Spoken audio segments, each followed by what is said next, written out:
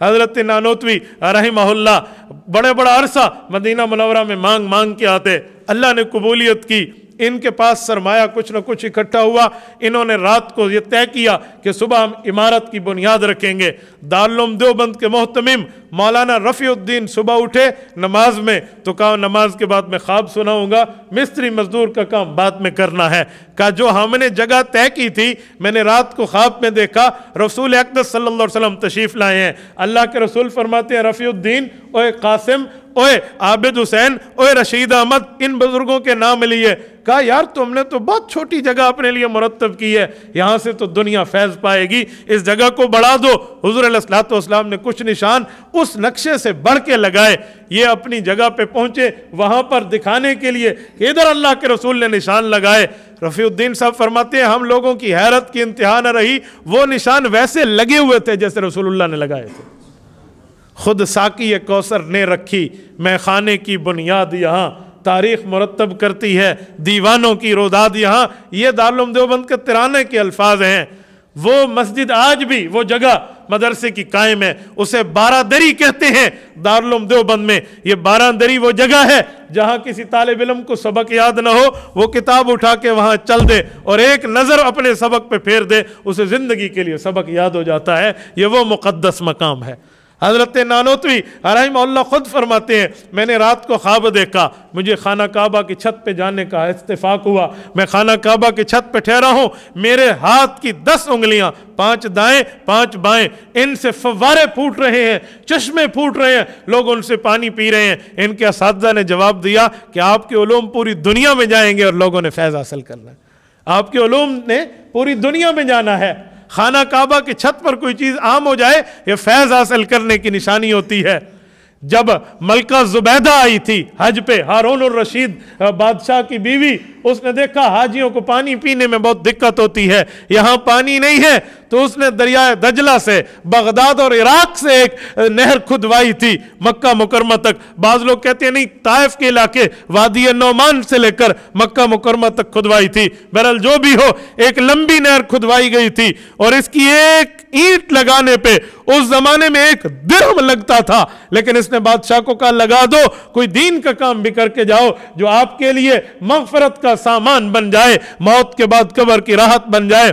اس خاتون نے یہ کام کیا۔ اسی دوران اس نے خواب دیکھا کہ میں خانہ کعبہ کی چھت پہ بیٹھی ہوں اور لوگ عجیب قسم سے مجھ سے فائدہ حاصل کر رہے ہیں اور میں وہاں سوئی ہوئی ہوں۔ علماء وقت نے، معبرین زمانہ نے ان کو تعبیر دی کہ آپ ایسا کام کرو گی پورے عالم اس سے فائدہ لے گا، اور ان نے نہر کھدوائی۔ آج بھی اگر آپ عرفات میں جائیں، وہاں سے مزدلفہ آنے کے لیے مینا کے راستے میں مشعر الحرام کے ساتھ آج بھی نشانات اور آثار باقی ہیں، اسے نہر زبیدہ کہتے ہیں۔ دنیا اس سے فائدہ لیتی رہی۔ ایسے مولانا قاسم نانوتوی رحمہ اللہ نے اپنا یہ خواب دیکھا، ان کی انگلیوں سے یوں چشمے جاری ہیں۔ مولانا قاسم نانوتوی رحمہ اللہ نے یہ 12 سال گزارنے کے بعد جہاں بنیاد رکھی، وہ گویا رسول اقدس صلی اللہ علیہ وسلم کی طرف سے اس جگہ پر بنیاد اور عمارت کھڑی ہوئی ہے۔ اس کے بعد 2 سال اس دھرتی پہ رہے اور 48 سال کی عمر میں دنیا سے گئے۔ حضرت نانوتوی نے 48 سال کی عمر میں اپنی عمر والوں سے بڑھ کے وہ کام کیا ہے کہ رہتی دنیا تک اسے یاد رکھے گی۔ اور ان کے علوم ایسے تھے، ان کے فنون ایسے تھے، ان کی استدلال اور باتیں ایسی تھی کہ دنیا دنگ رہ جاتی۔ شیخ الہند مولانا محمود حسن جو مولانا الیاس دہلوی تبلیغی جماعت کے بانی کے استاد ہیں، مولانا اشرف علی تھانوی کے استاد ہیں، حضرت مولانا انور شاہ کشمیری کے استاد ہیں، شبیر احمد عثمانی رحمہ اللہ کے استاد ہیں، مفتی کفایت اللہ دہلوی رحمہ اللہ کے استاد ہیں۔ یہ فرماتے ہیں کہ میرے استاد حضرت نانوتوی جب فوت ہوئے تو میں نے فلسفہ، منطق، دلائل یہ پڑھانا چھوڑ دیا، میں نے کہا اب میں کچھ اور سبجیکٹ پڑھاؤں گا۔ کسی نے کہا حضرت یہ آپ کیوں نہیں پڑھاتے؟ کہا ان علوم کو اسی لیے پڑھاتا تھا کہ میں اپنے اساتذہ کی بات حضرت نانوتوی کی گفتگو کی تہ تک پہنچ پاؤں کہ ان کی بات کا مطلب کیا ہے۔ کہا اب وہ چلے گئے، اب سارے تم اور مجھ جیسے ہیں، میں ان علوم کو پڑھائے بغیر بھی تمہاری باتیں سمجھ سکتا ہوں۔ مولانا قاسم نانوتوی رحمہ اللہ کو اللہ نے وہ رتبہ عطا فرمایا تھا۔ حضرت نانوتوی اتنے جو ہے نا وہ تکبر سے اتنے دور تھے کہ کبھی کسی قسم کے تکبر کو اختیار نہ کیا۔ کوئی مسئلہ پوچھنے آتا مسجد کی صحن میں اس کے ساتھ بیٹھ جاتے، कहते हैं लिबास ऐसे पहनते थे कि लोग समझते थे ये हमारे जैसा मजदूर है। एक दिन ऐसा हुआ, ये बाजार में जा रहे थे बिल्कुल सादा किस्म का बन के, तो एक मजदूर ने देखा तो उन्होंने पूछा भाई, उन्होंने समझा हमारी बिरादरी का बंदा है, उन्होंने कहा भाई आज कपड़े का भाव क्या चल रहा है? तो उन्होंने उस पर जाहिर नहीं किया कि मैं मौलवी हूं तो यूं करता है। उन्होंने कहा भाई आज बाजार जाने का इत्तेफाक नहीं हुआ, आज नहीं गया तो मुझे आज का रेट नहीं पता। उसने कहा अजीब बंदा है, मजदूरों वाला लिबास भी पहना हुआ है, कुलियों वाली शक्ल भी बनाई हुई है, और तूने बाजार का चक्कर भी नहीं लगाया। इन्होंने बात सह ली, बर्दाश्त किया। एक बारी की बात है कि एक शख्स इनके पास आया, उसने आकर उस जमाने के 6000 रुपए इनको दिए कि आप ये अल्लाह के रास्ते में सदका करो। इन्होंने कहा जितना मेरे पास है वो बहुत हो जाता है, मैं ये नहीं लेता। उसने कहा हजरत ये ले लें, आप किसी और कार खैर में लगा दें। कहा मैं इसका अहल नहीं हूं। उन्होंने कहा हजरत आप इसके अहल हैं? कहा मैं अहल नहीं हूं। उन्होंने कहा अच्छा दलील दें, मैं पैसे वापस ले लूंगा। उन्होंने कहा मैं अहल होता तो अल्लाह मुझे देते, इस काम का अहल तू है, रब ने तुझे दिया है, तू आगे सदका कर दे। वक्त के नवाब ने अपनी बेटी शादी के लिए इनको पेश की तो इन्होंने शादी कबूल कर ली। वो आई सर से लेकर पांव तक जेवरात में सजी हुई। हजरत रात को उसके पास बैठे, बातों बातों में बातें चली तो कहा एक बात कहूं? कहा क्या? कहा तुर्की के मुजाहिदीन इस वक्त ज़रूरतमंद हैं और उन्हें इमदाद चाहिए, आप और मेरा साथ गुजर जाएगा, इस सोने को आप क्या करोगी? मैं तरगीब देता हूं, अगर चाहो तो उन्हें दे दो, सख्ती नहीं करता, बाकी तेरी मर्जी है। उसने कहा जी ठीक है। बीवी ने उतार के दे दिया, इन्हें वहां भेज दिया। सुनिए, जब 4-7 दिन बाद बीवी घर गई तो अपने बाप के घर जाके बैठ गई। कहा मैं नहीं जाती, ये तो मौलवी मुझसे सोना लेकर भी चला गया। बाप ने कहा कोई और शिकायत हो तो बता। कहा मुझे अखलाक की और कोई शिकायत नहीं है, लेकिन मेरा सोना चला गया। बाप कहने लगा बेटा अब शादी के बाद तेरा घर बाप का घर नहीं है, तेरा घर वो है जो तेरे शोहर का घर है। मैं उतना सोना और दे देता हूं, मुझे सोना देने में हर्ज नहीं है, लेकिन बाप के घर न बैठना, जाओ अपने शोहर के घर जाओ। उन्होंने उतना सोना दिया, फिर वापस आई। हजरत नानोतवी तक बात आ गई कि वजह नाराजगी है। इन्होंने रात को बैठ के कहा जाने मन बात ये नहीं थी, बात ये थी कि सोना चांदी रखो और ज़कात न दो तो ये कब्र में सांप और बिच्छू बन जाएंगे।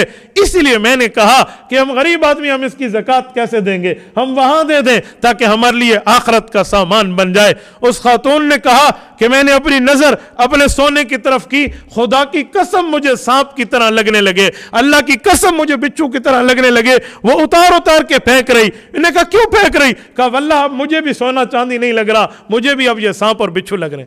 एक तवज्जो में रब ने वलीउल्लाह बना दिया, एक नजर ने कहां पहुंचा दिया। इसे कहते हैं अफलाक से खींची जाती है, सीनों में उतारी जाती है। तौहीद की मैं सागर से नहीं, नजरों से पिलाई जाती है। रब ने इनको वो रुतबा, ऐसा मकाम अता फरमाया था। अल्लाह रब्बुल इज्जत ने इस शख्स से गुर्बत के आलम में वो काम लिया है कि 4 दांगे आलम में हजरत नानोतवी रहमहुल्लाह का नाम गूंज रहा है। इनके पोते हैं हकीमुल इस्लाम कारी मोहम्मद तैयब कासमी। ये वो बुजुर्ग हैं जिनसे मौलाना अलाउद्दीन रहमहुल्लाह ने हदीस पाक पढ़ी है। मौलाना कासिम नानोतवी के पोते हैं कारी मोहम्मद तैयब कासमी रहमहुल्लाह। ये फरमाते हैं अफ्रीका के एक बार जंगलात में मुझे जाने का इत्तेफाक हुआ।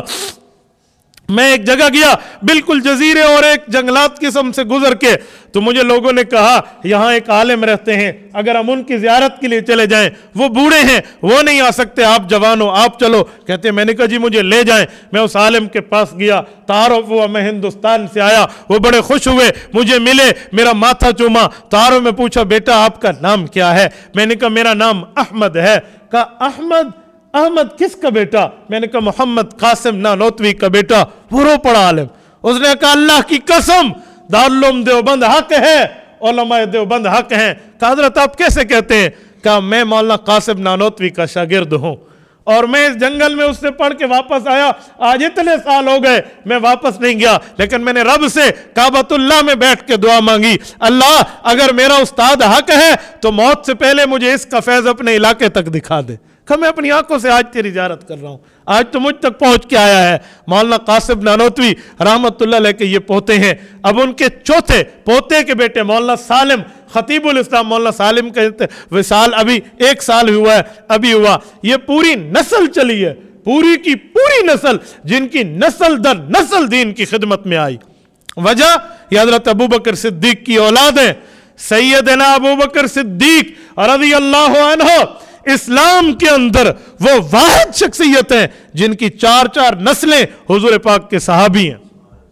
4 نسلیں مسلمان ہونا یہ بڑی بات نہیں ہے، کئی کی نسلیں مسلمان ہیں. 4 نسلیں مسلمان کی بات نہیں کر رہا، مسلمان بھی ہیں، حضور کے شاگرد بھی ہیں، صحابی بھی ہیں. ابو بکر صدیق کے ابو حضرت عثمان بن عامر ابو قحافہ صحابی رسول، ابو بکر صحابی رسول. ابو بکر کے بیٹے محمد بن ابی بکر، عبد الرحمن بن ابی بکر، بیٹیاں عائشہ بنت ابی بکر، اسماء بنت ابی بکر رضی اللہ عنہم، یہ صحابی ہیں. ابو بکر صدیق کے نواسے سیدنا عبداللہ بن زبیر رضی اللہ عنہ صحابی ہیں. 4 نسلیں صحابی. تبارك الذي نزل الفرقان على عبده ليكون للعالمين نذيرا.